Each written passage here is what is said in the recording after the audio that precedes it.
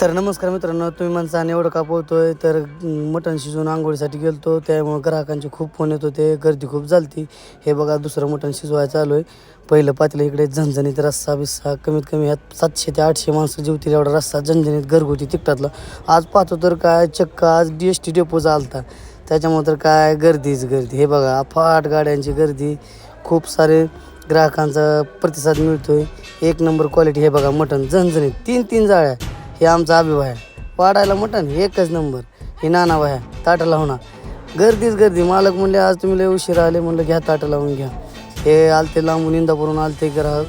हे बघा सगळीकडे गर्दी. स्वप्नील भाऊ तर काय मध्ये मध्येच करत होता. आतमध्ये आलो पाहतो तर काय अजून काय एवढं ग्राहकांची गर्दी नव्हती, पण तरी पण म्हणलं आहे या ग्राहकांना चांगली सेवा द्यावी म्हणून आल्या प्रथम रस्त्याची बकेट घेऊन गेलो. टेबलला विचारलं तरी वगैरे काय लागते का, तर त्यांचं जेवण निमार्द झालं. तर बाह्या खुश झाले, व्हिडिओ बनवायला लागलेत मालक म्हणून.